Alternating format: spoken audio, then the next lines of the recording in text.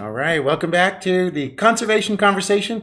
This is episode 10, and I'm very, very excited. Today we're going to talk about plastics. We're going to talk about plastics on a global level and on a personal level and how we can create a revolution through our daily routine.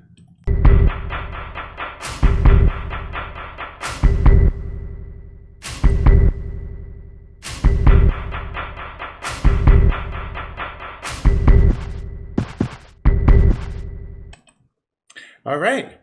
Hey, everybody. Welcome back to episode 10. This is really an amazing milestone because, hey, Andrea, thanks for being here today. Yeah, this is very exciting. This is our 10th episode, and this just started.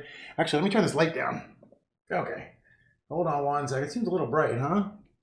Or I look really pale that way. That's probably better. That's better. So anyway, this is a very exciting episode. This is... it started just a little while back where we thought to ourselves, it would be great if we had a place where we could all talk about what's happening in the world around us.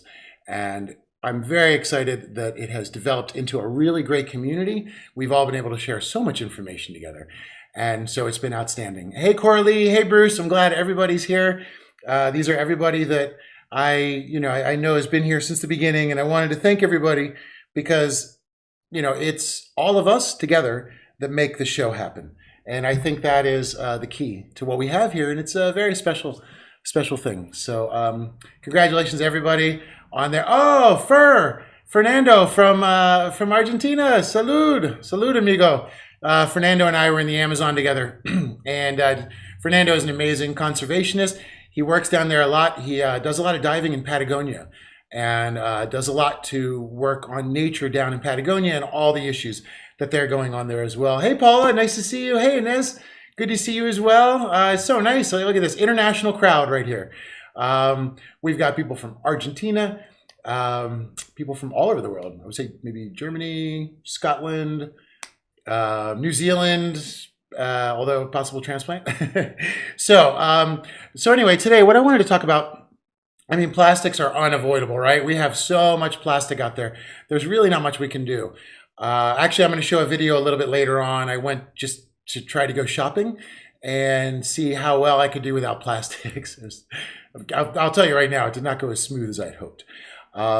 Anyway, one thing that I wanted to say is that, we have to think about plastics on a global scale and on a local scale, in a personal scale. Hey, Glenn, another amazing clean water activist down in San Diego. And, so the thing is today we're going to talk about what's called a DISPR model, which I'm very excited to share with everybody. I didn't know what they were before, but they give you these amazing ways to get a hold of what's happening, trash-wise, pollution-wise, and start to be able to visualize areas where we could add changes. So we're going to talk about DISPRs. We're going to talk about being an eco-Roomba and leaving the world better than you found it, and how we can affect plastic on a huge level and on a small level. And there are things we don't even think about in plastics. So anyway, before we get on too far, I do want to warn you, normally I always put a quote up at the beginning of the show. I'm going to put this quote up. The image is a little disturbing, but it has to do with what's called ghost fishing gear. And so Scott had brought this up earlier, actually, that, this is a major contributor to pollution. But let's take a look at our quote for today. And it is, "We must remember that in nature, there are neither rewards nor punishments. There are consequences." Robert Ingersoll. So I wanted to kind of put that in everybody's mind today. We're not talking about any of our human societal things. We're talking about consequences of our actions and how we can stop those, what's considered upstream, and how we can stop those downstream. As we talked about, we are the moral compass between industry and nature, and we are the ones that have to literally put our wallets and our bodies in between the two to create that moral sliding scale of what we allow companies to do with our nature. And you have to remember, everyone has a power. Everybody has something that they can add and they can change to what we're doing. And, so just to think on a bigger scale like that, we all have power. It's not always what you do in life. It's very often how you do it that actually has the ripples that go around. Now, the very first thing I wanted to bring up is, first of all, when we talk about trash, people automatically sort of think of it as always overseas. Here's an example. This is in the Philippines, and this is a town called Novatos. And this is where it's a very poor fishing village, you know, and it is where a lot of these fishermen struggle to fight with the day-to-day trash in order to continue on. There's no fish there anymore. They now shrimp, what are these teeny, they now just fish for these teeny shrimp and then they make into a paste called bagoong. Anyway, my pronunciation might not be that great, but here's another image of Novatos, and this is a picture I took. Now you can see the entire beach is made of plastic trash. They have no choice because it doesn't come from them. It's not like these 60 people living in squalor in this community are creating this much trash. It comes through the water. So one thing I really wanted to bring up today before we talk too much is that trash is an international problem. The trash in America affects the trash in the Philippines. The trash in, Asia affects the trash in India. I mean, we are all connected. So we need to not think that the Chinese are throwing all the trash in, or the Asian companies, or whatever. The Asian countries. It's somewhat of a convenient way of saying it's not my fault, I didn't do it, and I want to sort of get away from that concept to begin with. It is a very and so even to see that, though, we're now going to kind of explain it. So so what we'll do is actually first I wanted to show you the IUCN report on microplastics in the oceans, which I think is pretty interesting.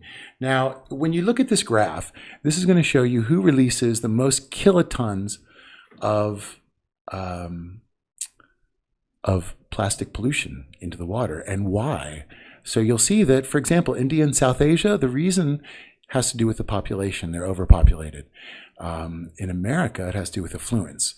So we are actually the number 2 global release to world oceans. And now we have to think and we have to understand that we are not, we always think it's happening in other countries, but look, North America is in number 2.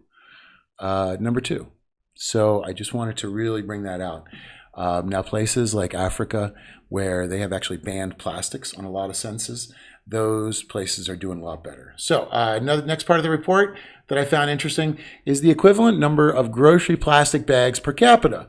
Once again, when you get to North America, you'll see there's 150 bags per capita. So this is basically an interesting chart where you can see the usage, and it's the day-to-day usage. I was reading that we use a plastic bag for an average of 12 minutes, and then it lasts for something like a couple hundred years minimum. So now the next one that I wanted to show you guys real fast is the global release again to the world oceans, and this will show you how we have some different we have some different categories here. Now, if you look at the top, you'll see the washing machine is the top left category. The washing machine is because most of our clothing has plastic in it, and a majority of this plastic that's going in from us comes from our laundry. Then you're going to see tires. Now, amazingly enough, tires and road plastics are what leach into the water and destroy things. So, and don't worry, I'm going to put I always put all these pictures up on Conservation Conversations page, so you can always go back and reference these at a later time. But I just wanted to show you. Now comes the trick. This is where we all think about it all the time. When we think now, this is secondary.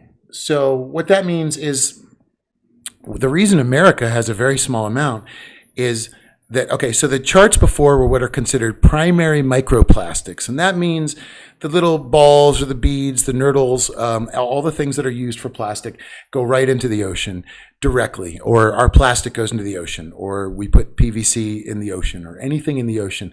This chart is secondary microplastics, and what that means is after recycling. Now, North America actually ships the majority of its recycling overseas.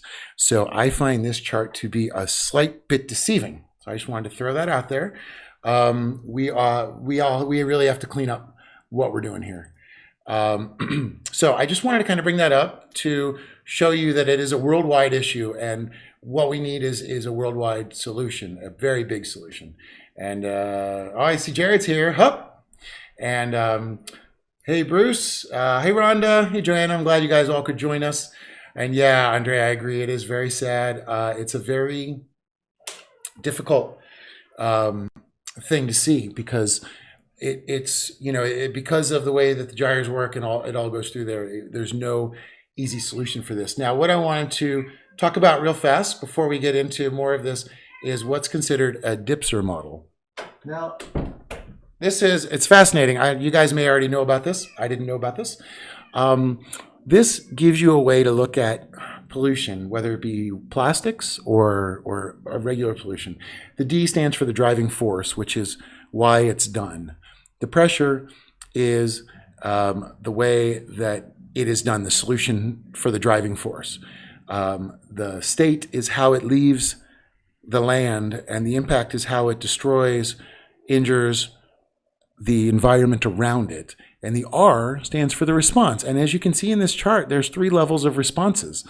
So if the problem is agriculture, the strongest is going to be to stop it at the point and to have them regulated or to have them being watched or to have enforcement. The medium idea would be to try to have them, somehow change, what their limits are for nutrient loads, things like that. And then you have impact, which is how it destroys what is around it. And now the impact is downriver. That's what we see, right? We see that, for example, an example of this is if you were to think about, and I'll show you now, this is an idea for air pollution masks. A lot of people have to wear them, especially my friends down in Florida. So the driver is safety and health, obviously. The pressure is the result of that is the pressure for needing safety and health during especially red tide season is air pollution mask. But the problem is plastic ends up in the waters after all. The impact of that is animal death or plastic pollution. And the response would be some sort of sustainable based air mask, no plastic parts, if we could find a way, and it hasn't been done. And so if you look now between the driver and the pressure, we can apply a solution in the form of manufacturing. Maybe we could change our what we're using. Oh, hey, Tony. Oh, geez. Can you hear me, Tony? Can you hear me now? Sometimes the signal gets a little held up. Okay, glad to know everybody's here. Tony, I'm glad you're here. And hey, Camilla, thank you for joining us from the UK as well. So again, this is, and I'll put all these up, but I just want everybody to think about that. For every aspect of pollution, whether it is the plastics that we are encountering or emissions pollution, this DISPR model will help, and it'll help you envision areas where we can make a difference in between where things happen. So I found it to be extremely useful. So I just wanted to share that with everybody. Again, you guys may have already known about it. I had no idea. Hey, Bruce. I wonder, is my audio okay? I seem to have a signal. I wonder if I see that the internet's kind of going a little wonky right now. So hopefully it'll come back up. Bruce, let me know if you can hear me again. So what I wanted to talk about now is our regular day-to-day usage. So one of the first things I found out that was fascinating is plastic wrap. I mean, plastic wrap is something we have grown up around, I even remember getting my lunch would have potato chips wrapped in plastic wrap. Nobody thought about it in the 80s. It wasn't like a malicious thing. Nobody knew what they were doing. But it's interesting because it was actually created in 1933 by the US military in order to keep moisture away from airplane wings. Now, what I've found fascinating about this is that we use enough plastic wrap to shrink wrap the entire state of Texas. That is really something to consider. That is a lot of plastic wrap. So I found that fascinating, and I wanted to share that with you guys. Now, as we go on, we try to evolve. I mean, we had, for example, but we use chemicals, and once we learn the chemicals are dangerous, they're no good. Now, plastic wrap's a great example. Plastic wrap had very harmful elements to it, And eventually it was forced, in about maybe 15 years ago, they removed those elements from plastic wrap. Plastic wrap's no good for anybody. Recommendation, use aluminum foil if you can, or glass jar, glass Tupperware. There are a lot of options that'll be way more sustainable and will continue in a better fashion. So, yeah, it does seem like we're having a tough signal here today, everybody. Hopefully it'll come back here in a second. I see it's, yeah, it's getting a little saucy. All right. So I'm going to talk to, this is Marty. If you guys can see him, this is my show's producer. So he's over at the helms right now. Hey Marty, can you up our CPU usage a little bit? We would like to have a cleaner video, please. So he's been good. He's been producing since the first show. And he and I have been working as a team for about 10 years. But this is our first podcast together. So anyway, I just wanted to share Marty with you guys. And oh yeah, I can see that the signal's really rough today. So now, as we were talking about, there was things like asbestos. Well, guess what? Asbestos turned everything to cancer. Things like No Stick from DuPont. And if you have not seen The Devil We All Know, watch that documentary. It's incredible. If you want to learn more about how those things can hurt you, go to fightforzero.org and check out that website. I will put the link after the show. It is amazing. But we knew we had to change all these things, right? We learned, basically the problem is these companies throw these chemicals out there. We all use them for mass consumption, assuming everything's okay, to find out that we're getting cancer and we've been poisoned from these things. So one of the main things that I find disturbing is that we used to use lead pipes and lead paint. And that, look at Flint, right? But we also have another issue, which is they've all been replaced by PVC. So thank you, Joanna. Marty, Joanna says you're doing a great job. Rhonda says hi. All right, he says, Gah. So that's directly from Marty. So yeah, so we he's a little camera shy. I was trying to get him on, but he's busy. Yeah, he's working on trying to fix the signal right now. I see that it's sticking. And listen, everybody, if you're having a hard time seeing it on Facebook, always remember that you can go to YouTube. Go to my YouTube channel. Just go to YouTube and type my name, Eric E. Crown. You'll see my channel. Click subscribe, click the bell, and you'll always get a notice that I'm there. And YouTube does not really stick. It's a Facebook issue, and I'm thinking about moving from Facebook to YouTube entirely. So that's another discussion. So anyway, let's go back to a big problem we're facing now is PVC pipes. So PVC pipes are, let's bring these up. PVC pipe is a very, very dangerous chemical. Now, a lot of times in plumbing, it's been used. I'm going to turn mine off. Let's see. Okay. So, here we go. All right. So anyway, PVC pipe is now used mostly for plumbing. So we've gone from lead pipes to PVC pipes, and this is no good. Now, PVC is a very dangerous chemical. It is a mix of all the stuff you do not want. Everything listed in here about PVC pipe is toxic. And PVC, we use it for pipes, vinyl, flooring, siding, hoses, cable coatings, medical devices, plumbing, which means that this PVC pipe is bringing your water into your house. And if the PVC pipe is bringing the water into your house, it is,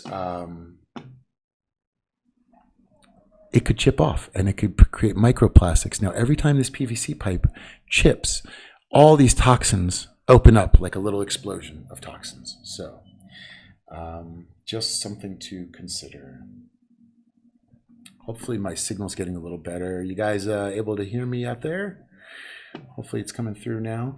So PVC pipe is very dangerous and it's very toxic to children.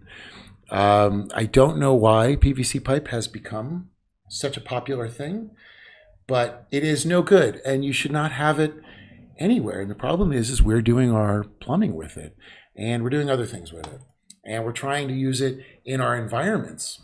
And to have PVC piping in our environments is opening the door to having a lot of issues. Once we have PVC problems, they're gonna, like I said, they're gonna chip off, and all these toxins are gonna go flying everywhere. So, oh, good. Okay, Bruce switched over to YouTube. Yeah, Bruce, huh? It's so much better on YouTube, everybody. If you have the chance, please go ahead and switch over. So today we don't have any guests. Today we're just going to be if anybody wants to Skype in and talk to me, it's my name, Eric E. Crown at protonmail.com. Feel free to Skype me. I would love to have anybody talk. If not, let's just all talk right here on the chat. Because what we're going to do now is, now that we've talked about some of these issues, we've talked about the DISPR model. We've talked about the fact that we are a major user of plastics. We've talked about the idea that there's multiple ways to attack it. Big problems is that these companies that produce these plastics do not have to be responsible for the recycling, which is an extra amount of cost, right? I mean, recycling centers keep closing because of the cost. So the manufacturers, they can sell it for like 2 cents a pound or whatever, but the actual cost that we pay for at the end of it as taxpayers that have to clean this up turns out to be closer to like $5 a pound. So we are helping them benefit, profit, and do everything that we can. Hey, Eric, glad to see you here. Eric is another, and Tony's good. Okay, thank you guys. Sheila, hey Sheila, hey Mari. It's so nice to see everybody here. Hey, Colleen, oh my gosh, I didn't even see everybody had joined. I had to check. Hey everybody, I'm glad to see everybody here. So yeah, so we have these issues. Now, there are a lot of ways that it's unavoidable. And this is going to be our plastic challenge this week. We're going to have a couple different videos and challenges that we're going to try. Because in plastics, we can't help it. I mean, for example, think about medicines. You can't go buy a medicine you need to sustain your life. It comes in plastic. You can't, you're not able to make those kind of adjustments. So in a way, it's unfair to think that we hold the whole burden. We don't hold the whole burden. We hold, hey, Michelle's here. Hey, Michelle, thanks for joining us. And yeah, so, we really need to think about that. We need to find ways to hold companies accountable. And at the very end of the show, we will talk about some ways. Now, we've talked about the big scale. We've talked about the fact that we in the US here are actually responsible for a lot of the plastic problem, even though in memes and stuff, it always shows it as being something coming from a poor Asian country. It's kind of xenophobic that we do that. And we need to take in our own trash problems, take in our own plastic problems, and deal with them. Now, we have ways, we have petitions, we have ways we can demand companies stop making plastics. One of the nicest things is we can make our changes on our own. Now, I'm not saying that that's not important, trust me. We need to make all of our changes on our own. And that's what this week is going to focus on. We are going to focus on positive ways to move forward, positive ways to live, positive solutions, so that we don't have to end up, being so stuck with all these things. Now, here's the other problem. For example, let's talk about packaging. Things have to come in packages. We're all familiar with these things from, all of your fruit, right? So when you have all your fruit, you have these little PLU numbers. And this lady is really fun. She actually does them, and she repurposes them, which I think is fun. So like there's a thing that she had her kid make. So, the idea of taking what is there and repurposing it. I like this one. I think this one's pretty funny. But anyway, I just wanted to bring that up because, that is, let's see, where am I? That is something that we all need to think about as well. So, when you're buying fruit, they have these now. Fascinating, interesting fact. That PLU number is universal. everywhere in the world you go, you're going to find plastic on fruits. I believe New Zealand banned them. Coralie will know for sure and maybe correct me, but I do believe New Zealand banned them. Hey, Mitch, I'm glad you joined as well. Good to see you here, man. Yeah, you know, so these are all the things that we need to fight. Now, we need to think about it in the term of the manufacturers, or what is called the upstream. And then us as the citizens are what's called downstream. So the creation of the plastics, the use of the plastics, the discharging of the plastics, the pollution of the plastics, and then what's considered a downstream solution, which we all have to partake in. We all need to be doing beach cleanups. We all need to take care of our plot of land, because at the moment, these companies are not being forced to. We can force them to. We are the majority. We are there, but we need to be more conscious about plastics. It's something that we talk about all the time, you know, whether it is, you know, the vegan community that is not stopping plastic use. That's an important thing. We have to do that. We all need to make changes across the board, no matter how you think you're contributing to nature. If you are using plastic, and I know we have to sometimes, but you are, every one piece you use, you're creating part of the problem for the future generation. You know, plastic, you bury it, it doesn't go anywhere. It's not going to grow anything. It's just going to be there for your great grandkids to have to figure out why they have a higher cancer rates. What's leaching into the ground? Well, what's leaching into the ground is all these toxins that create plastic. Plastic is a heated mix of multiple polymers. And these polymers, most of them are toxic. It's called a toxic cocktail, actually, by a lot of scientists. So there's nothing good about it. And I know it's really difficult, but we have to find ways to change it.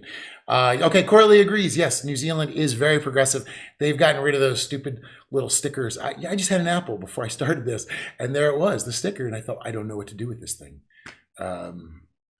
You know, obviously, the number one solution is farmers markets, but those aren't always available. And that's one thing I want to mention too.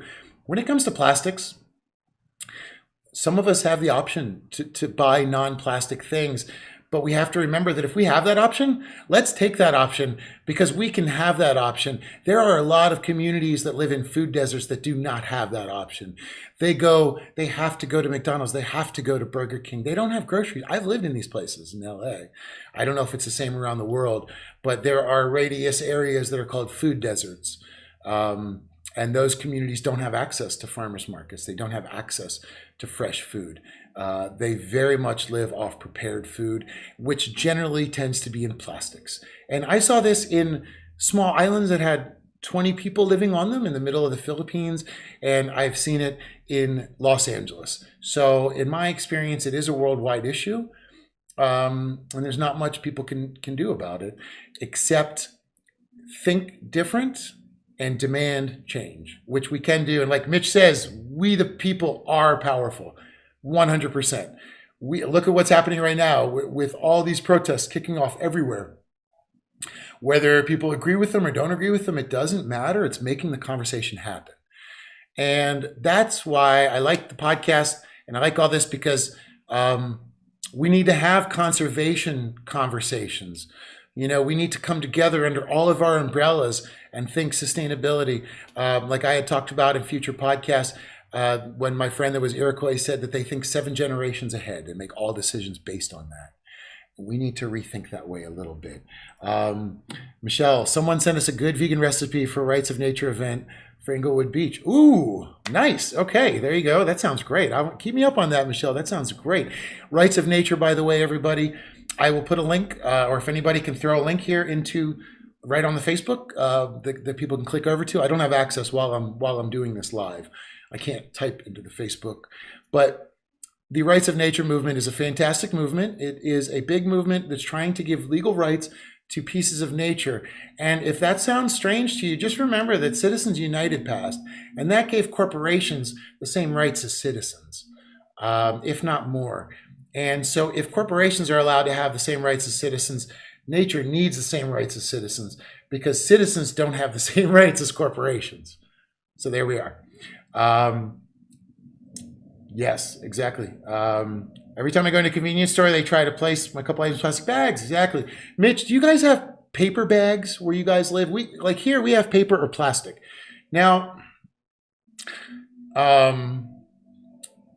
this is something interesting. Is these plastic bag bans. Now, I don't want to speak negatively of it, but I will say my experience in Los Angeles is that there is a trick in the law that I think is sneaky. And please correct me if I'm wrong.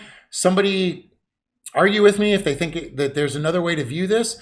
I think it's a wonderful concept, but I feel like what happened is they tricked us because in Los Angeles, it is single-use plastic bags only, meaning they stopped this. The manufacturers stopped making single-use plastic bags, started making multi-use plastic bags, which are 3 times as thick, so they don't break down as easily. The idea is that people will reuse them, which is absurd because they reuse them the same as they reuse the single plastic bags. Now the stores also charge us 10 cents, whether we want a plastic bag or a paper bag. No matter what people choose, they're being charged. So in Los Angeles, even though we had a plastic bag ban, we basically just ended up getting charged 10 cents a bag. We still have plastic bags everywhere. It's just that they're thicker. They're not going to break down anytime soon. They're not, it's not a, it just does. I mean, it was like great idea, but man, did it fall apart. Like at least out here, it's kind of scammy. So I don't know what's up with other places. This again, just speaking for Los Angeles. And yeah, exactly. Good. Mitch says we use reusable when we need. Perfect. Yeah, I always take my bags with me. You know, you can buy great reusable bags. You know, I haven't really done it yet, but I've been trying to talk to a company that makes really sustainable bags and trying to make some conversation bags. So if you guys might think it would be interesting to do that, I was going to try to put a few together for like a giveaway because I want to encourage everybody to use it. But that's the thing is we have a situation where they are asking us to do all the work, but we need them to do some of the work too. So this brings me to the second part of our thing, which is what are we going to do? How are we going to be eco Roombas? How does our daily routine turn into revolution, right? Because that's what it is. It's our daily routine is all about creating change. And a lot of us are very conscious of this.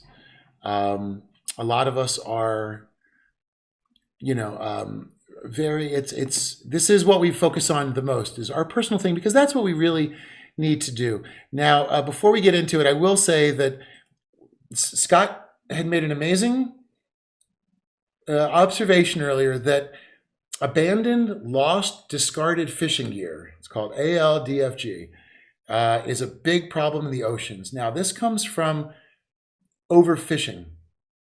And bringing this up, I'm not trying to upset anybody that is a fisherman or is even a commercial fisherman.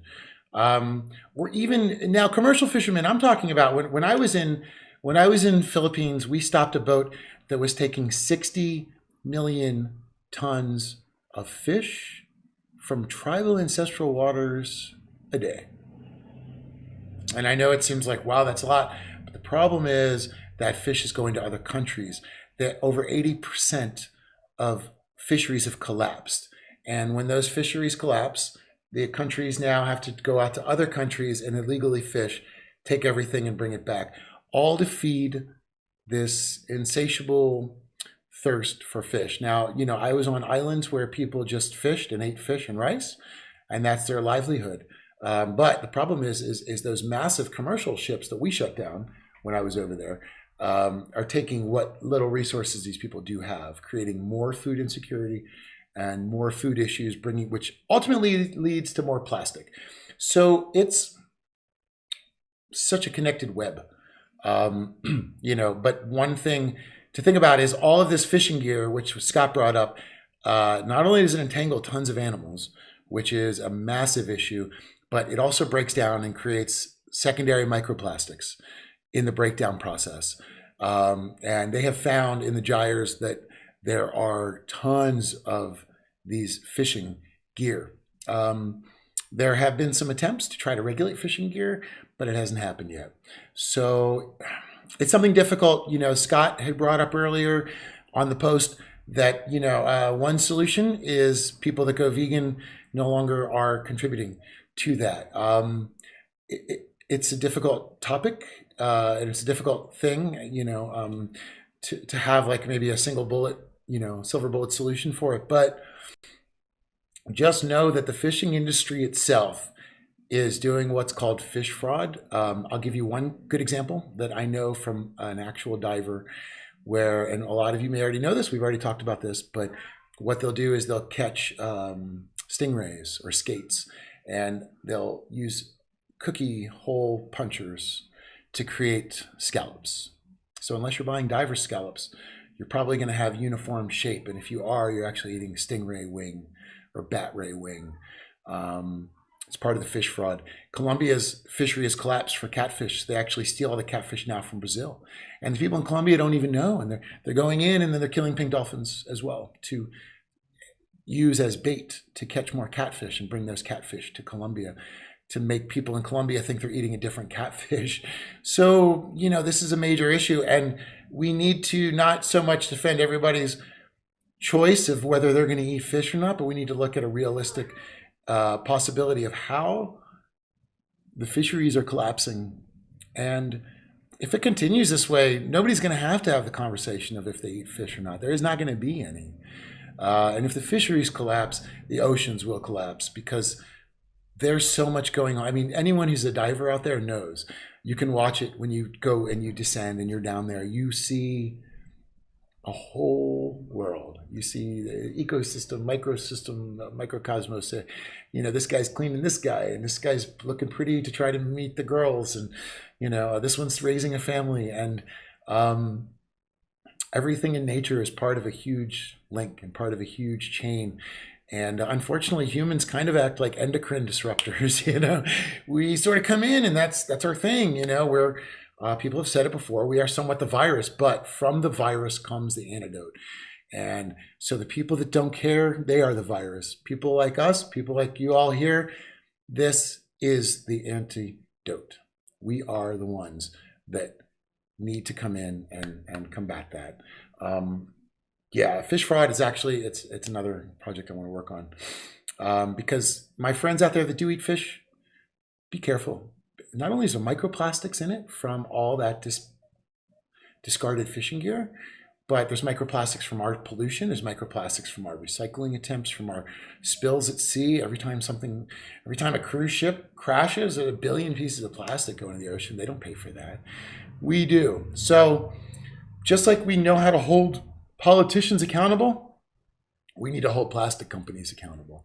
Who are the plastic companies? Not one person can really name me plastic company, because we think of Nestle, for example, but they buy the plastic nurdles.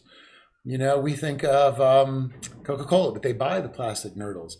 I reached out to the Plastics Council 4 times now to ask them to have somebody talk to us and explain to us what they're doing. I understand they're trying to make some changes, but it doesn't have to be this way. There are places like Kenya that have literally outlawed plastic manufacturing, and it's worked out beautifully. So, we just need to try to be as progressive. And there's a lot of countries in Africa that are doing it. One of my favorite stories there is in one of the villages where they don't have a lot of light. What they've done is take all this recycle. This guy opened his own recycling facility, and I'll put a link down how you can open your own too, actually. It's kind of amazing. It's open source information. Everybody can do it. But this guy turned his plastics, he recycled them, and he turned them into backpacks.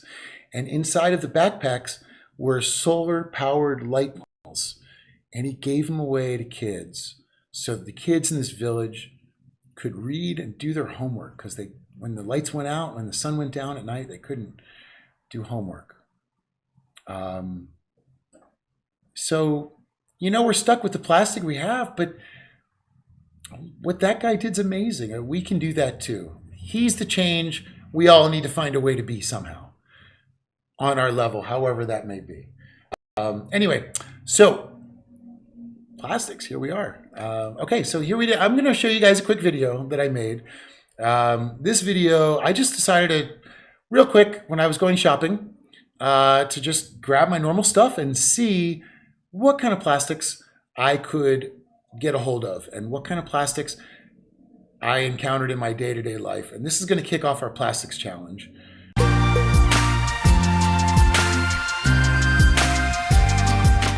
right, day one of the plastic challenge. I'm about to go shopping and going to take a look at what I usually buy and see if there are non-plastic or compostable versions. And Ralph's is just a regular grocery chain.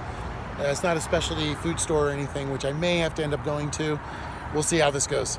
All right, let's see what happens, and let's see how much plastic we can navigate around and how much plastic we have to use. Problem number one, all the carts have plastic on the handles. So,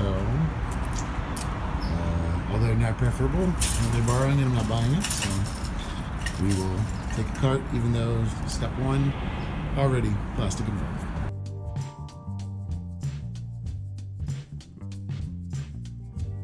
These are my favorites. Can't buy those today. Alright, there is literally plastic on everything here, including beans, which I really was hoping I could buy today. This one looks like it's plastic. It's plastic. So, there's no natural cloth options available here. So that would leave me just with instant rice. So for oats, there's a problem. They all have these plastic pots. Oh no. Yeah, you get any of the vegan stuff, it's all wrapped. And the tofu's all wrapped. Plastic bottles are just out of control. And this whole, everything's plastic. Pumpkin's delicious, but then you gotta add plastic.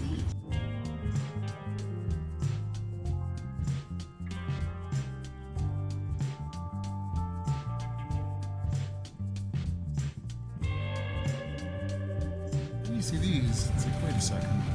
Silicone straws, they're in plastic. The silicone is not a bad alternative. Same with stainless steel, but then they have plastic tips and they're in plastic. So definitely grab one of these. Don't need one of those. This section is made for me here. I'll just grab the Romo. And this avocado. Alright, so today's loot didn't do too well. Got some waters, which I said are okay because they're all recyclable, and then aluminum cans, which are 100% recyclable. And came up with one bag of stuff. Some instant rice, some olives, and dog food, and basically just loose things, you know. I can't say that I did that well, so we're going to try to go to like a natural foods market and see if we can find some more food that doesn't have the plastic packaging around it, because this is not going to be enough to eat for the day. So anyway, interesting first step. And of course, as I was saying, the truck has a plastic lining on the bed, so automatically we would be without a truck, without a cell phone, and without some other things if we were to completely stop using plastics. And maybe that's something we need to demand from the makers of these products. Okay, so a few of the things that surprised me in the grocery store was, the first one was carrots. All the carrots were either wrapped in plastic or had a rubber band around them. So the carrots were off the list. The second difficulty was spinach. They had spinach only in plastic and also wrapped with rubber bands and plastic. So there was that aspect to it. I found that a lot of the vegetables that I usually buy, I couldn't buy unless they were just pure raw, come in their own wrapper. Because once you get away from a natural wrapper, you end up with all these plastics. The regular grocery store, pretty much a fail. Didn't really walk out with too much except for some olives, a little bit of instant rice, and a couple fruits and veggies. So, but hey, in the end, that's all you need. One thing I do need to find is beans. I need to find beans that don't come in plastic. So I hope everybody's having a great day. Thank you for joining me with the plastic challenge, day one.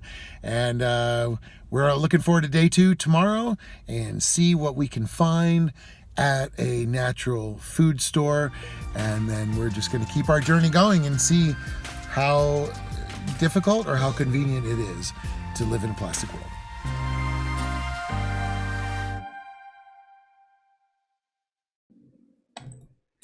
Okay, so there we have it. Obviously, a bit of a challenge.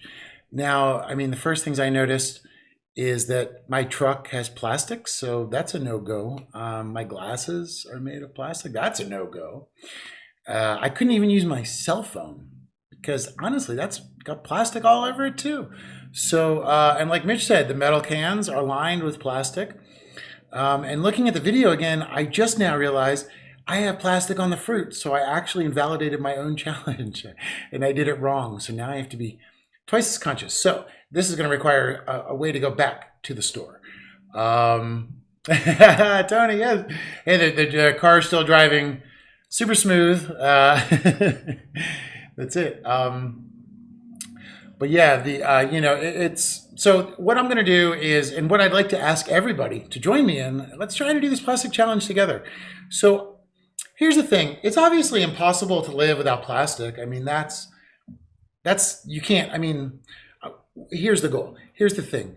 So the idea is, let's see how much plastic we're stuck with, how much plastic we can choose. And that'll give us a better bearing on how much plastic and where we need to make our changes. Going back to that DISPR model, where's the most amount of plastic? So for example, if a plastic bag, I don't have to buy one. I can take my own reusable bags. I can use paper bags. So we can easily extinguish them if we just stopped using them. That's not an essential. Medicine, I brought up medicine before. Medicine comes in plastic bottles. You can't stop using your, yeah, exactly. That's the thing, is plastic is everywhere. But what we need to do is find ways to demand change. So, one great example are plastic bottles. There are still countries that don't use plastic bottles. They use glass bottles and they get recycled. And it's a system that works just fine. We're allowing a few small companies to make decisions about our health based on their profit margin.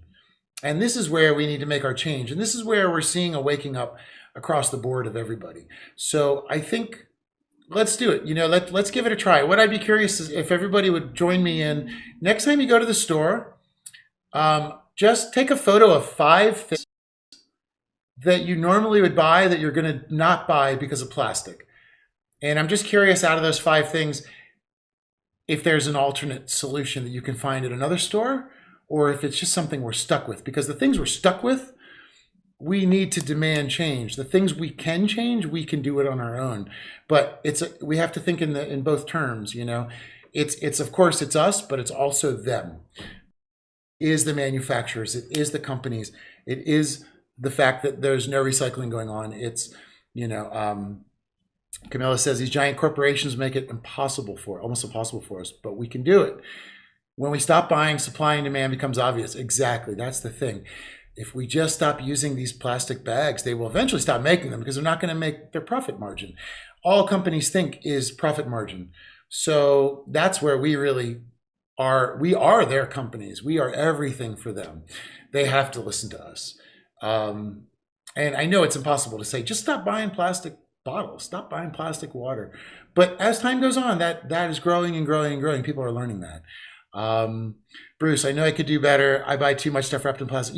Bruce, we all do. That's the thing. I mean, it's really hard. Great example is let's say you're at the grocery store and you're vegan, you want to eat a fruit salad. It's going to come in plastic. So, we have to, but here's the thing. It is us, but it's also other companies. I'm not going to name this group. It's an NGO, and they sell t-shirts as a way to make a lot of money for themselves at public events. They have booths everywhere and they sell t-shirts, but all the t-shirts come wrapped in rubber bands. And one of my first things when I volunteered for this organization, I was just very briefly there, was to make sure that all the rubber bands were on all the t-shirts. And it was just about fundraising, but they littered so many rubber bands. And I thought, how can we do this? It's a tricky one. And there's no easy answer. But I just ask that everybody think sustainably, past whatever your beliefs are in any other way. Whether you eat meat or you're a vegan, what's your plastic? Are you buying steak wrapped in plastic? Are you buying tofu wrapped in plastic? I don't care. You're still buying plastic. That's where we're being divided, and we need to be united. We need to reunify. We need to remember that they're having us divide. And even though we're very different, this is an umbrella we can all come together underneath of. Because plastic is just, and it is pervasive. I was reading that there's so much plastic that there's going to be, like they have all these different layers of the earth. Well, when in a couple hundred years, they're expecting one of the layers to be fully made of plastic because of all of our landfills. And, our idea is we throw it in the ocean or we smash it and put it in the ground. I would recommend, or I would say that we need to think about holding these companies more accountable. They can't just create a literally toxic chemical and release it into us with no responsibility at all. Just like DuPont did with their no stick. We need to think about it on other levels. Think about your PVC. Think about your PVC piping. I don't know what the solution is. I know that it's used in houses everywhere, but it leaches toxic chemicals. PVC leaches toxic chemicals. PVC should never be used in an environment where children will be present. Because PVC, once it leaches or it cracks, it can be the sun hitting it that makes it leach. It can be actual, something in there that just sort of chips it off a little bit, and then it just explodes all these toxins out. And these toxins are so dangerous. So, it's just something to consider. We are surrounded. There's invisible plastic everywhere. Next week, I also want to talk about Halloween's coming up. Halloween, when we were kids, or when I was a kid, I'm 46. When I was a kid, Halloween mostly consisted of costumes, vinyl siding. Yes, Mitch. Vinyl siding is another very bad one. We're living in toxic environments.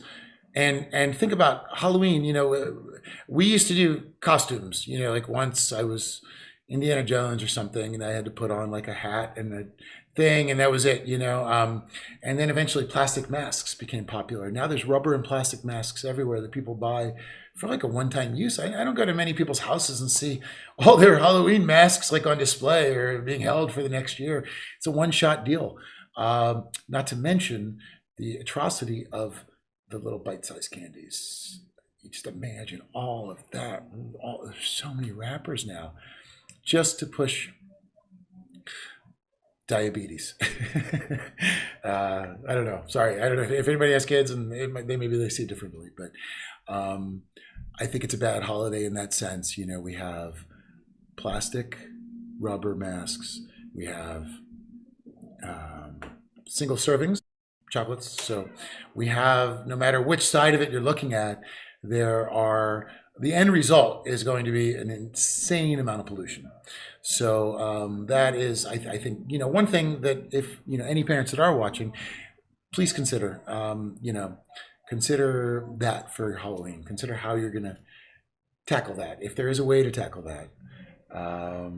See, that's it, Mitch. That's the way to do it. Make your own. Exactly. It's more fun. It's more involved. It's part of our nonstop culture. Sorry, I wanted to actually just bring back up this PVC again. So I wanted to bring this PVC up again because I just wanted to really drive home that this stuff is everywhere. And PVC is a great example of the danger of convenience. And the danger of convenience, what's killing us. For example, what I would say is, as far as the plastic man, see, that would be it. Unfortunately, that'd be the new creature from the Black Lagoon. He would just be covered in plastic bottles and fishing nets and stuff. Actually, kind of gave me a good eco idea for a Halloween costume, Mitch. I like that. Plastic man. But, if we think about it, we were talking about that. I was talking about this with a friend earlier. Our societies are set up so that we get very little time to ourselves. You get a half hour for lunch, you get an hour for lunch. Generally, people are going to they're going to go to a drive-through, they're going to get back. They're thinking about making it through their days.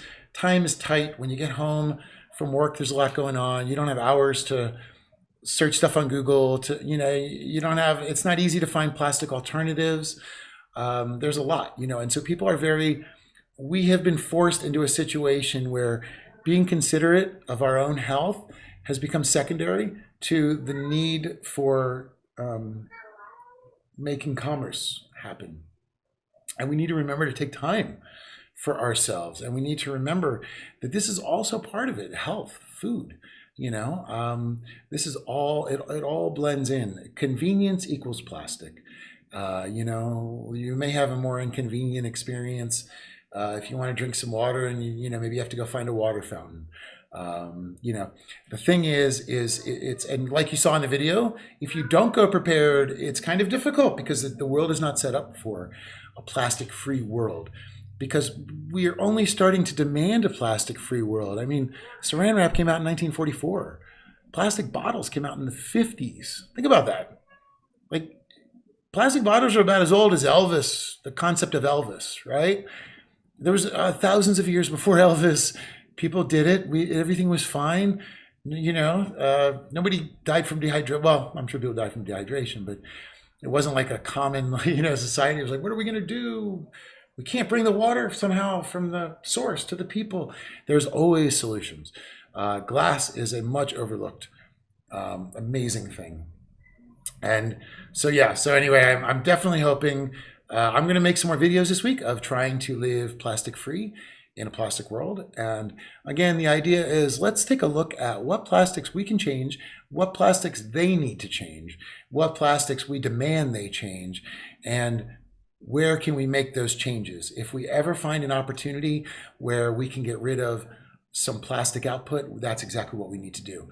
That is critical to our survival and our future. And again, I ask that everybody from every advocacy aspect keep sustainability in the back of their mind, because it's something that we talk about a lot, but we only talk about it from our perspective, and it's a perspective of everybody.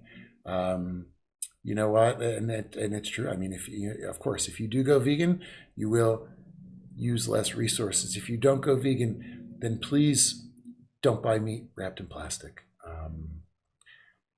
There's a lot of considerations. So again, this isn't about veganism per se, but I think that, like I said, whether you're buying meat or you're buying soy, if it's in plastic, you're killing the environment. So we can all make that big change. We can all do that. We all pick up plastic, but we have to really be conscious of how much of a plastic user we are per day. And that's where we come back to your daily routine becomes a revolution. What you do, how you think, the way you approach the world, the way you see it, will change everything. For me, the idea of going to buy something in a fast food place is very foreign. If I'm hungry, I will go look for a place where I can just grab an apple and eat it. It's a very natural wrappers and things. So the way you eat does change the way that you live, but also, most importantly, for most of us, plastic is a decision we make in the grocery store. That's where plastic is. I mean, we don't, nobody is ever like, I need this plastic now. So it's there, but it's also in storage containers. It's in everything. So, this is our plastic challenge. So, plastic bottle. See, that's awesome. Mitch says, number of kids that come to the house, they say the water got hot in the plastic bottle. I remind them of the cup of ice. Exactly. Old school. I mean, really, what's better? You make the ice, you put the water in it. It's just like, you see it condense. It's a perfect experience. You'll love it. So hopefully everybody will join me this week. Like I said, when you go shopping next time, just take a picture of the 5 things that you're going to forego by this shopping trip and see what kind of impact that has. It makes a huge difference. It makes a huge difference. And all of us are, like I always say, we are the problem, but we're also the answer. And I'm going to put some links at the bottom of this podcast also for alternatives to what's going on, alternatives to plastics. So there's lots of alternatives. For example, I buy my soap. It's a vegan soap called Dr. Bronner's, but I don't buy it in the plastic bottles. You can buy the bar soap, and it comes in. It's just recyclable, recyclable paper. There are forks, spoons, knives made out of bamboo. There's a lot of alternatives. So if it's, and I even say use, it's okay to use things like paper plates. As long, try not to get the ones coated in plastic. Again, very difficult. But, they grow, they have managed forests for paper production. They don't have any managed anything for plastic production.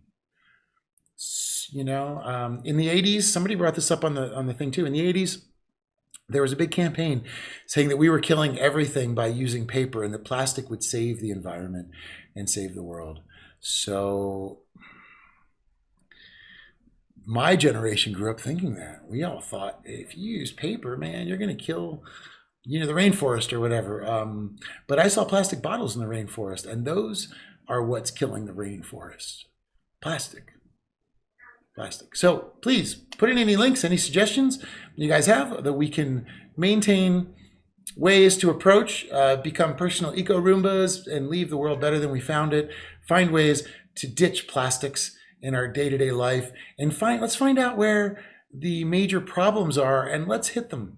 Let's go at it. I currently have a petition going on to try to stop plastic bottling, which is a very simple request, a major request, but a simple request nonetheless. And it's something that could reduce our plastic waste by 70 to 80%. Just that one thing. So let's look at the source of the problem. And we do understand we live in a plastic world, but we do need to find ways to, one, reduce our personal footprint, but also make these companies address our concerns. And whether we do it through our pocketbook, through petitions, through protests, there's a lot of ways. And so again, I wanted to thank everybody for joining today. Today was a great episode. It was really fun to get everybody. Oh my gosh, Camilla just brought up. First Mitch says vegetarian gravy, it tastes like meat. It's not wrapped in plastic. That's a good question. I don't know. I'm going to look into that, Mitch. Camilla might know too, because Camilla is vegan and has to kind of find ways to work around that also. And balloons. Camilla brings up balloons, right?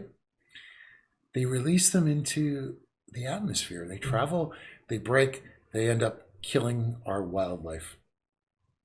Balloons, masks. This store called Party City is like an environmentalist nemesis. You walk in and you're like, no, because all there is balloons and plastic. Glitter is a major problem. Please do not buy glitter. Do not buy anything that's been bedazzled. Don't bedazzle. Those are pieces of plastic. None of that is good for the environment. None of it's going to stay on your thing.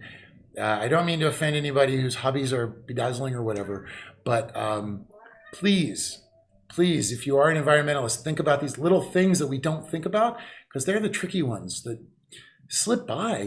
Glitter is a major source of pollution. Bedazzled little beads and stuff. It's just not, kids love using those. Is there any alternatives? There's got to be alternatives. I don't know. I grew up with Lincoln Logs, which, looking back, they weren't maybe that exciting, but, they had a limited time. You could play with Lincoln Logs, but like Mitch says, be yourself. Be yourself. Exactly.